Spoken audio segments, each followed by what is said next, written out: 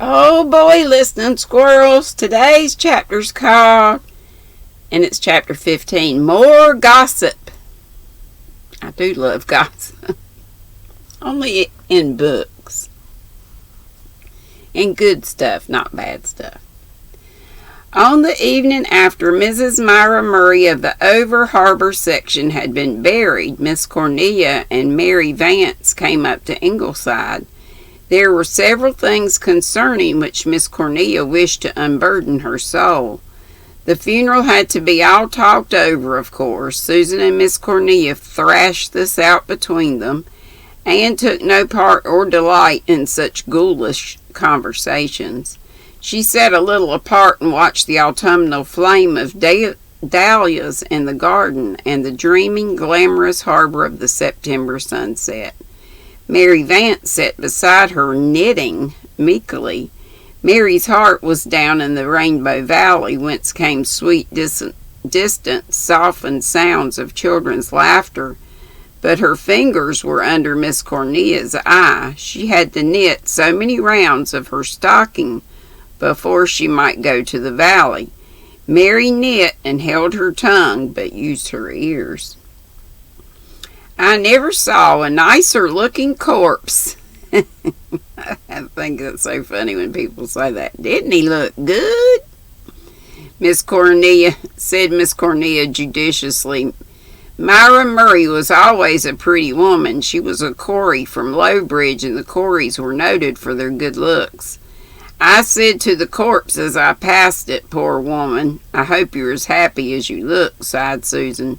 She'd not changed much. That dress she wore was the black satin she got for her daughter's wedding 14 years ago. Her aunt told her then to keep it for her funeral, but Myra laughed and said, I may wear it to my funeral, Annie, but I will have a good time out of it first. And I may say she did. Myra Murray was not a woman to attend her own funeral before she died.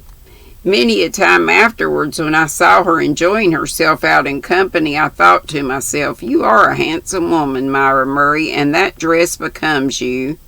But it will likely be your shroud at last, and you see my words have come true, Mrs. Marshall Elliott. Susan sighed again heavily. She was enjoying herself hugely. A funeral was really a delightful subject of conversation.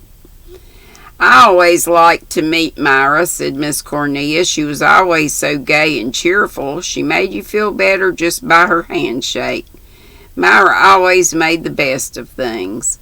That is true, asserted Susan. Her sister-in-law told me that when the doctor told her at last that he could do nothing for her and she would never rise from that bed again, Myra said quite cheerfully, well, if that is so, I'm thankful the preserving is all done. I will not have to face the fall house cleaning. I always liked house cleaning in spring, she says, but I always hated it in the fall. I will get clear of it this year, thank goodness. There are people who would call that levity, Mrs. Marshall Elliott, and I think her sister-in-law was a little ashamed of it. She said perhaps her sickness had made Myra a little light-headed, but I said, no, Mrs. Murray, do not worry over it. It was just Myra's way of looking at the bright side. Her sister Luella was just the opposite, said Miss Cornelia. There was no bright side for Luella. There was just black and shades of gray. For years she used always to be declaring she was going to die in a week or so.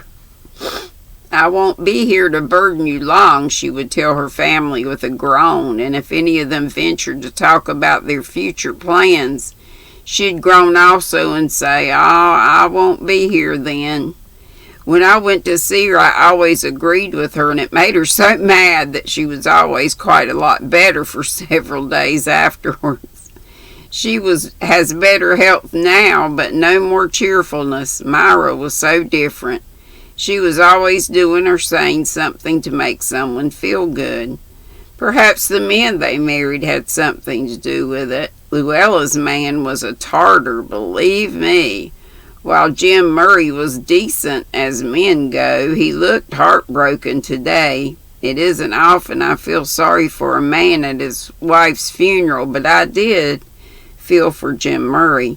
No wonder he looks sad. He will not get a wife like Myra again in a hurry, said Susan. Maybe he will not try, since his children are all grown up and Mirabelle is able to keep house. But there's no predicting what a widower may or may not do, and I, for one, will not try.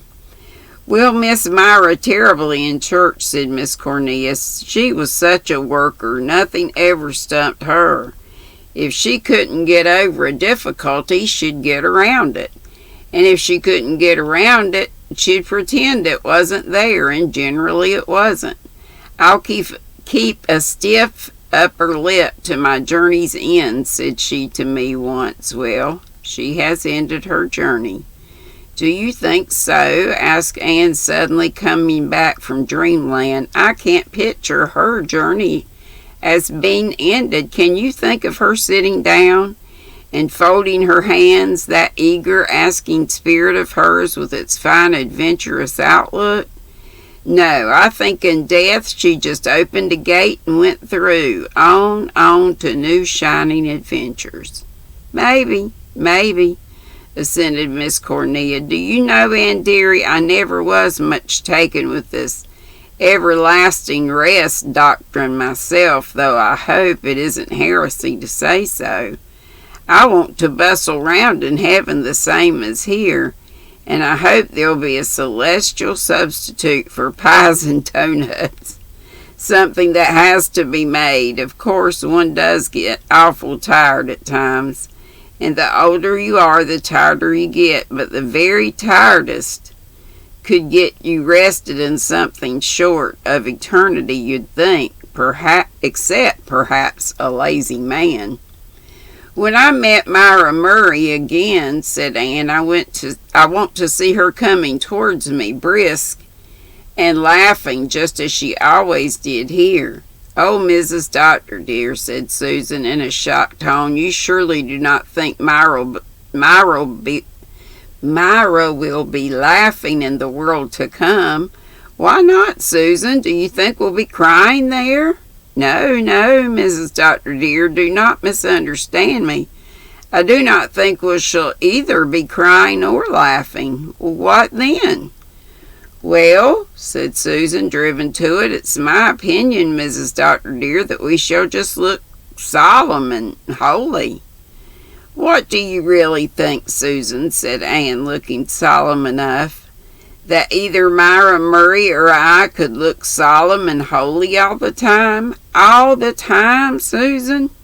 Well, admitted Susan reluctantly, I might go so far as to say that you both would have to smile now and again, but I could never admit that there will be laughing in heaven. The idea seems really irreverent, Mrs. Doctor, dear.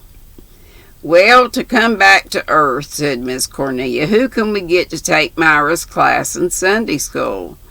Julia Clow has been teaching it since Myra took ill, but she's going to town for the winter and will have to get somebody else. I heard that Mrs. Laurie Jameson wanted it, said Anne. The Jamesons have come to church very regularly since they moved to the Glen from Lowbridge. New brooms, said Miss Cornelia dubiously. Wait till they've gone regularly for a year. You cannot depend on Mrs. Jameson a bit, Mrs. Doctor, dear, said Susan solemnly.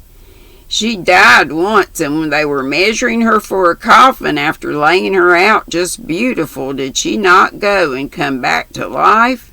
Now, Mrs. Doctor, dear, you know you cannot depend on a woman like that. She might turn Methodist at any moment, said Miss Cornelia. They tell me they went to the Methodist church at Lowbridge quite as often as the Presbyterian. I haven't caught them at it here yet, but I would not approve of taking Mrs. Jameson into the Sunday school. Yet we must not offend them. We are losing too many people by death or bad temper. Mrs. Alec Davis has left the church. No one knows why. She told the managers that it would never pay another cent to Mr. Meredith's salary. Of course, most people say that the children offended her, but somehow I don't think so. I tried to pump faith, but all I could get out of her was that Mrs. Davis had come, seemingly in high good humor, to see her father, and had left in an awful rage, calling them all varmints. "Varmints, indeed," said Susan furiously. "Does Mrs. Alec Davis forget that her uncle on her mother's side was suspected of poisoning his wife? Not that it was ever proved, Mrs. Dr. dear, and it does not do to believe all you hear, but if I heard an uncle whose wife died without any satisfactory reason, I would not go about the country calling innocent children varmints. The point is," said Mrs. Cornelia, "that Mrs. Davis paid a large subscription, and how its loss is going to be made up is a problem. And if she turns the other Douglases against Mr. Meredith, as she will certainly try to do, he will just have to go."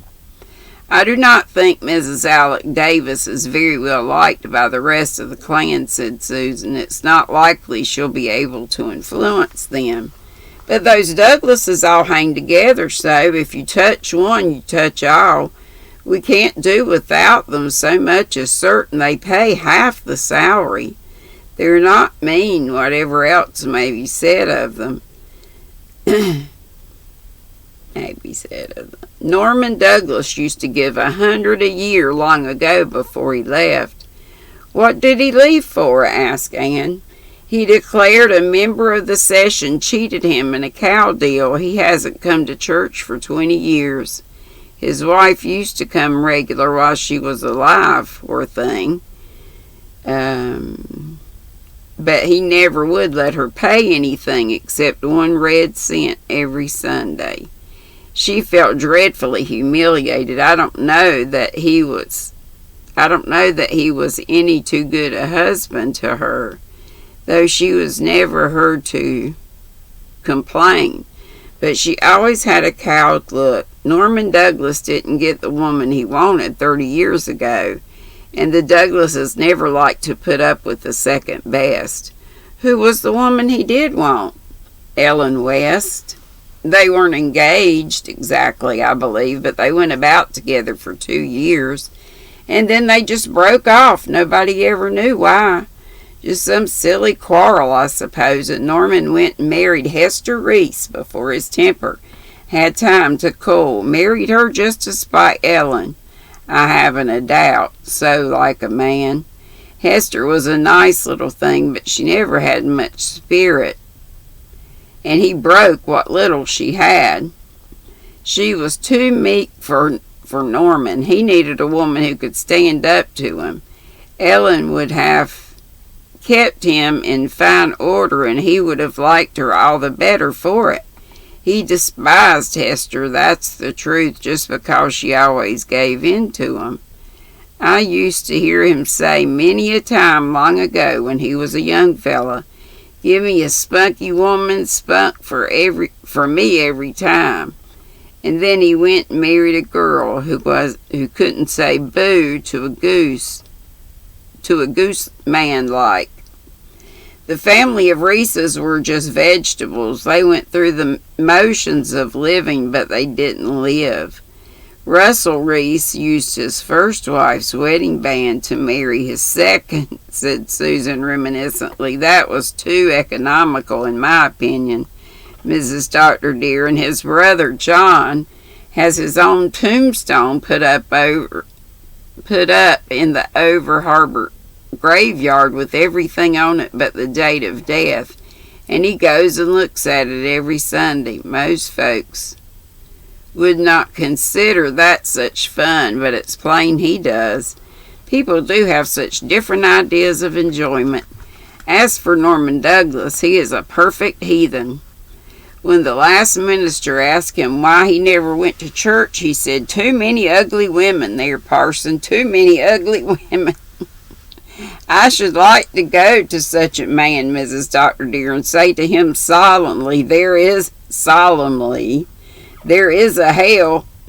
Old Norman doesn't believe there's such a place, said Miss Cornelia. I hope he'll find out his mistake when he comes to die.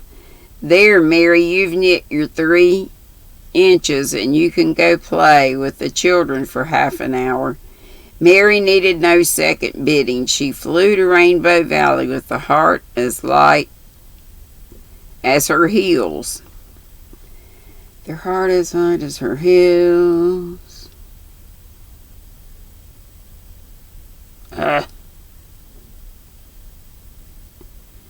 Doggone.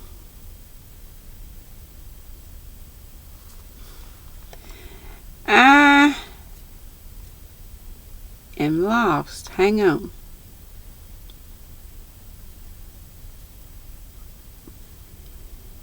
Okay, here we go.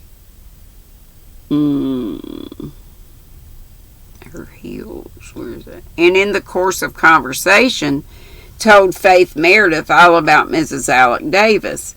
And Mrs. Elliott says that she'll turn all the Douglases against your father, and then he'll have to leave the Glen because his salary won't be paid, concluded Mary. I don't know what is to be done, honest to goodness. If only old Norman Douglas would come back to church and pay, it wouldn't be so bad. But he won't, and the Douglases will leave, and you all will have to go. Faith carried a heavy heart to bed with her that night. The thought of leaving the Glen was unbearable.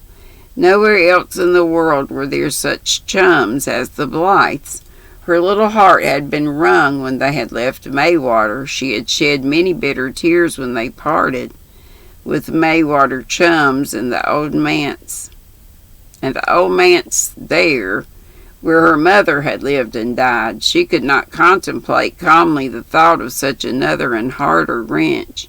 She couldn't leave Glen St. Mary and dear Rainbow Valley and that delicious graveyard. It's awful to be a minister's family, groaned Faith into her pillow. Just as soon as you get fond of a place, you're torn up by the roots. I'll never, never, never marry a minister, no matter how nice he is. Faith sat up in bed and looked out of the little vine-hung window. The night was very still, the silence broken only by Una's soft breathing. Faith felt terribly alone in the world. She could see St. Glen Mary lying under the starry blue meadows of the autumn night. Over the alley a light shone from the girls' room at Ingleside and another from Walter's room. Faith wondered if poor Walter had toothache again. Then she sighed with a little passing sigh of envy of Nan and Di. They had a mother and a settled home. They were not at the mercy of people who got angry without any reason and called you a varmint. Away beyond the Glen, amid fields that were very quiet with sleep, another light was burning. Faith knew it shone in the house where Norman Douglas lived. He was reputed to sit up all hours of the night reading. Mary had said if he could only be induced to return to church, all would be well, and why not? Faith looked at a big low star hanging over the tall pointed spruce at the gate. Oh, Lordy, again. Dang. Okay, at the gate of the Methodist church and had an inspiration. She knew what ought to be done, and she, Faith Meredith, would do it. She would make everything right. With a sigh of satisfaction, she turned from the lonely, dark world and cuddled down beside Una. And that's it. They leave us hanging. Chapter 16 we'll read tomorrow. It's called Tit for Tat. And I'll let you go and see you in a few hours. Be sweet. Don't be ugly. Bye-bye.